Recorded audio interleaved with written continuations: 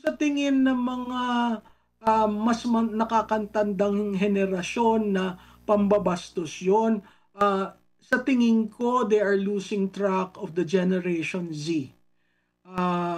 Bakit click na click si Congressman Barsaga? Because he's telling the naked truth in a very creative manner. Hindi naman siya nanggugulo.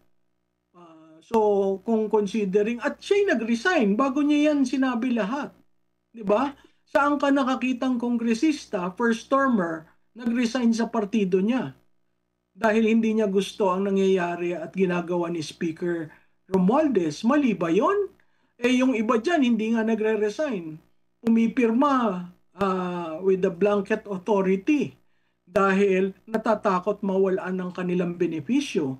So, out of the 314 legislators, if there is only one Kiko Barsaga, nung una ko narinig yan, sabi ko, there is hope in the country.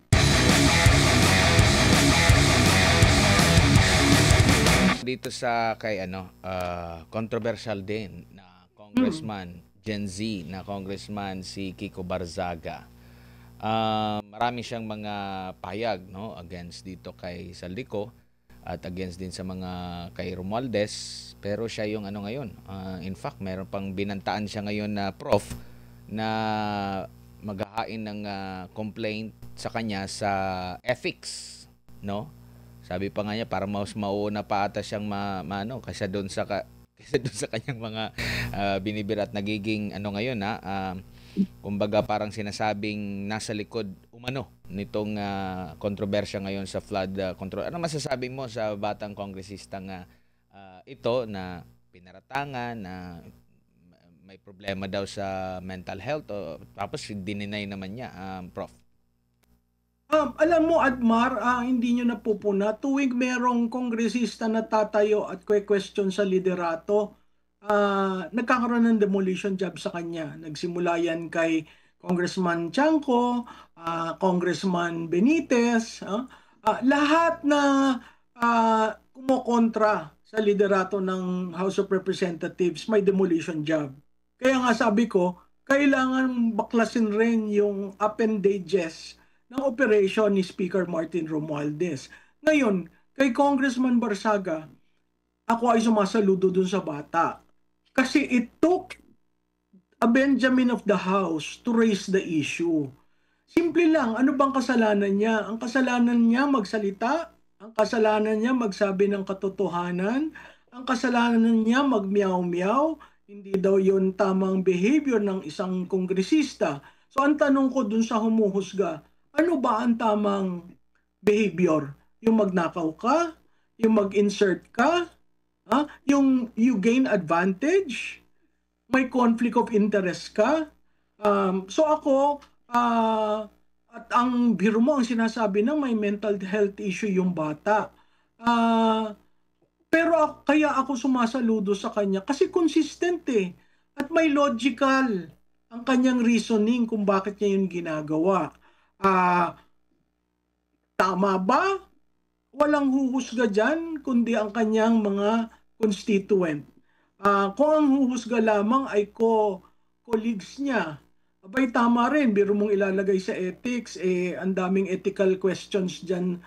Doon na lamang sa 67 congressman contractors, no? Hindi ba yon may ethical issues?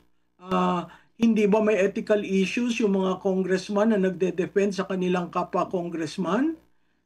Hindi ba may ethical issues yung party list na grupo na nagde-depende sa kanilang mga kasamahan sa party list? So let's call a spade a spade. Ano ang maling ginawa ni Congressman Barsaga? Magsalita, may karapatan ng tao. Magsabi ng direct contrast, may karapatan rin yung tao. Hindi naman siya nanggugulo. Kung sa tingin ng mga nakakatandang henerasyon na pambabastos yun, sa tingin ko they are losing track of the Generation Z. Bakit click na click si Congressman Barsaga? Because he's telling the naked truth in a very creative manner. Hindi naman siya nanggugulo. So kung considering, at siya'y nag-resign bago niya yan sinabi lahat. Di ba? Saan ka nakakitang kongresista, first termer, nag-resign sa partido niya? Dahil hindi niya gusto ang nangyayari at ginagawa ni Speaker Romualdez. Mali ba yun? Yung iba dyan, hindi nga nagre-resign. Pumipirma with the blanket authority dahil natatakot mawalan ng kanilang benepisyo. So, out of the 314 legislators, if there is only one Kiko Barsaga, nung una ko narinig yan, sabi ko, there is hope in the country. Opo, and meron pang isang congressman, no, na kumbaga nung time na na-mention yung apelido ni Congressman Toby Chanco, habang tinatanong niya itong si Agriculture Secretary Laurel, no, patungkol dun sa ano, 'di ba, yung pinakamalaking importer ng galunggong na mention, tapos wala namang problema, 'di ba? Sabi ni Agriculture Secretary, wala namang problema doon, no? Pero pinupunto pa niya, hindi ba ito conflict of interest? Hindi ba ito ganito ganyan? Sinagot din siya na walang ganito problema. Pero nung may mention itong si Agriculture Secretary Chu Laurel, itong si Zaldico na humihingi sa kanya na hindi niya pinayagan, abay wala nang follow-up questions. Nakagaya doon kay Chanco, na alam natin ang Chanco medyo pumipitik nga dito sa liderato ng Kamara.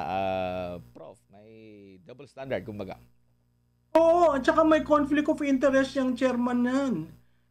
Kasi unang-una, saan siya tumakbong party list nung una? Bakit siya ngayon nasa Bicol? Yun lang yung tatanong ko. Kanino ba yung Bicol Saro? Kanino nga ba? Di ba? At bakit siya tumakbo doon? Di ba? So makikita mo, kung linyahan lamang, unang-una, Mr. Chairman, ang conflict of interest, ikaw. Dapat yun dinedeclare. Kaya nga ako, pabor ako dun sa may disclosure ng conflict of interest. Dapat bawat legislator will declare ano ba ang conflict of interest ko. 'Di ba? Katulad niya, tumakbo siya sa dating party list, nakasama sa Makabayan Bloc. Ngayon, all of a sudden, nag-reincarnate siya as Bicol Saro. Kanino ang Bicol Saro? Paano yan connected kay Congressman Ko? 'Di ba? Paano siya, sino ang padrino niya para makapasok sa Bicol Saro? At ano ang commitments niya sa liderato ng Bicol Saro? So, itong mga ginagawa niya, kuminsan, tama ka. Nung sinabi ako, nagulat ako noon minomonitor ko yun. Nung sinabi ni Secretary Chu na yung hinihingi, talagang tumahimik at nakita mo, sunod-sunod ang blink ng mata, no? Hindi natin maintindihan kung paano ipinta. Kaya walang malinis sa Kongreso, both in the Senate and in the House. Yun nga lang, ang taong bayan umabot na sa sukdulan. Kasi nakita nila na kung paano binubulsa ang pondo ng bayan. So sa tingin ko, this is a cleansing process. At dapat yung nagkasalanan, magandang magsabi. Kasi kung i-ethics mo lahat yan, hindi ko alam kung sino ang balita ko sa House. Ang hirap makakuha ng chairman ng ethics. It took a while. Alam naman natin na walang mangyayari dyan. The most is censure. But the censure will have to be voted upon at plenary. So saan na naman pupunta yan?